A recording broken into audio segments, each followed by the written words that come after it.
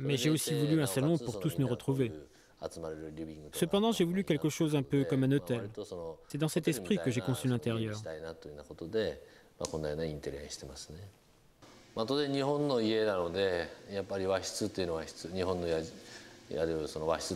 Naturellement, comme il s'agit d'une maison japonaise, il y a des pièces japonaises.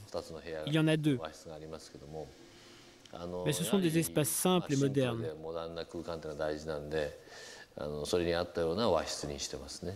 Parce que je n'aime pas trop le style traditionnel. Maintenant, nous passons dans la pièce japonaise.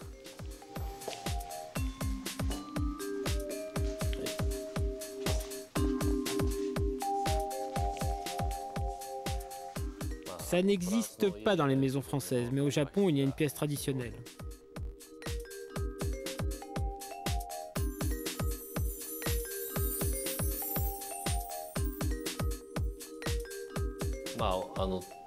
Ici, on peut prendre des repas.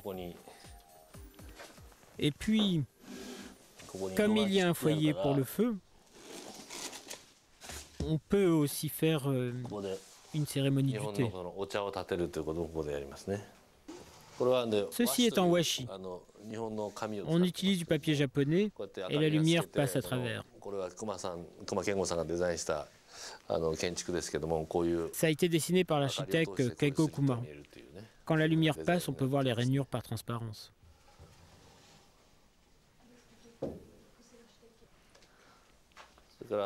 Ensuite, pour les gens qui passent la nuit ici, la salle de bain, avec un bain japonais moderne. À l'origine au Japon, il y a ce genre de pièces japonaises. Ce style traditionnel d'autrefois est d'un design trop chargé. Et en fait, je préfère ce style contemporain d'aujourd'hui. Donc, dans ce sens, les matériaux utilisés comme le papier japonais, le tatami, sont des choses que l'on trouve au Japon depuis toujours. Mais les détails dans le style sont modernes, tout en ligne et simple. Je pense que c'est le style de notre époque.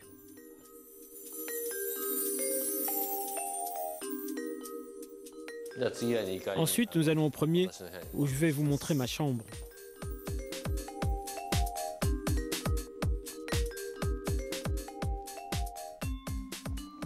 Au premier étage, j'ai deux filles, donc j'ai deux chambres.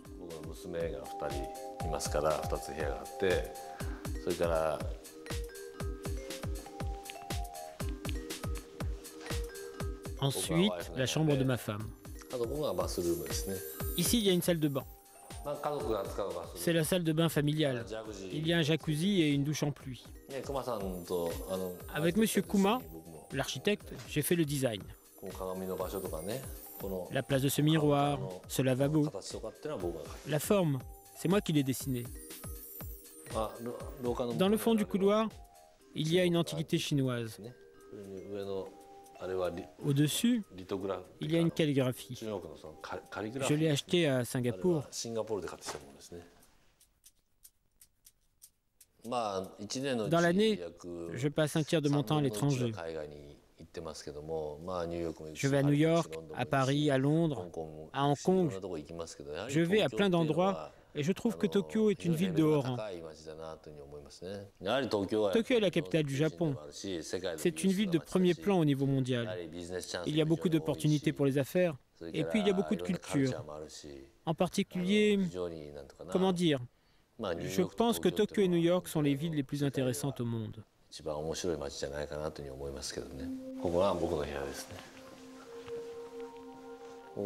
Ici, c'est ma chambre.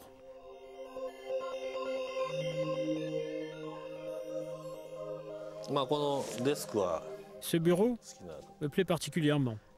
Il n'y en a que deux au monde. Cette table est exposée au musée d'Orsay et a été faite par le designer italien Gae Aulenti. C'est une femme designer.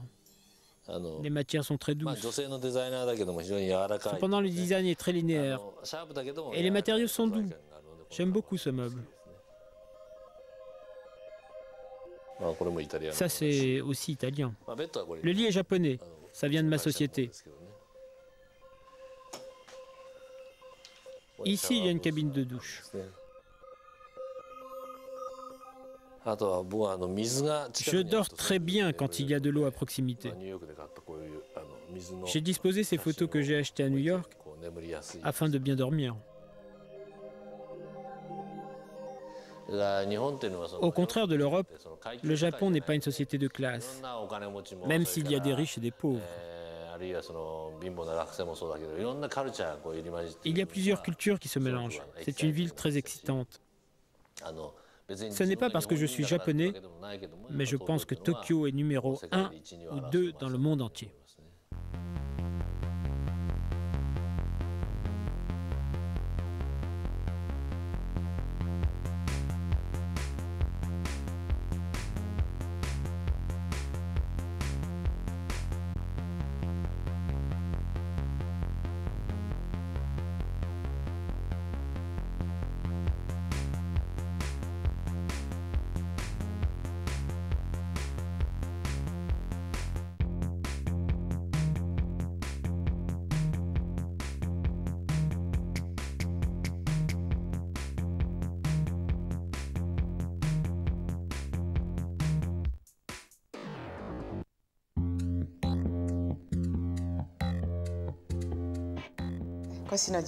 Je suis Junko Koshino, je suis fashion designer.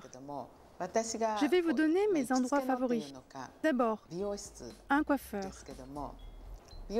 Ça fait longtemps que je vais chez ce coiffeur. Il s'appelle Peekaboo. Le coiffeur est charismatique, emblématique dans le domaine de la mode. Son salon fait partie du groupe Sassoon. Je vais à celui qui est situé à Ginza. Dans le nouvel immeuble, c'est situé au 3e étage. Je vais au Peekaboo.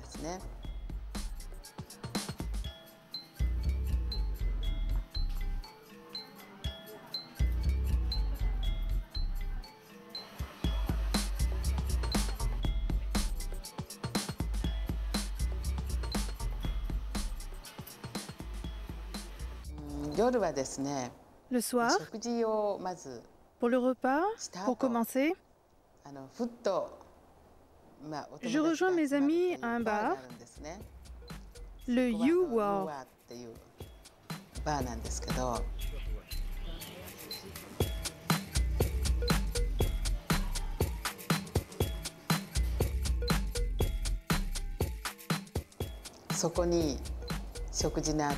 J'y vais aussi après le repas.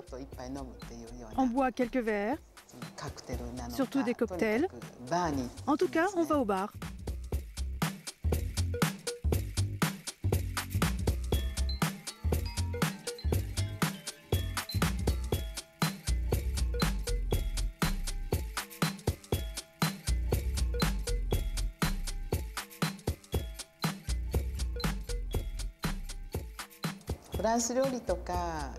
Bien sûr, je vais dans des restaurants français, dans des restaurants italiens, mais ce que je recherche en particulier, c'est une ambiance nonchalante, confortable, amusante et chic.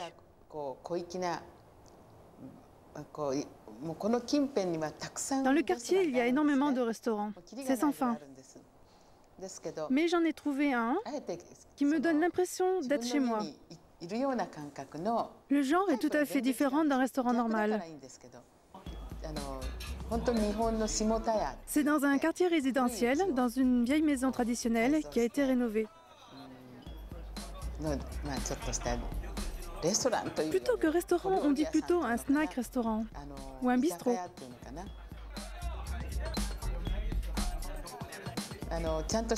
On n'y mange pas des grands plats, mais plutôt des amuse-gueules, tout en buvant. Ça s'appelle Teande. Le propriétaire est un ami. C'est très confortable. On s'y amuse beaucoup. C'est un endroit où je vais souvent.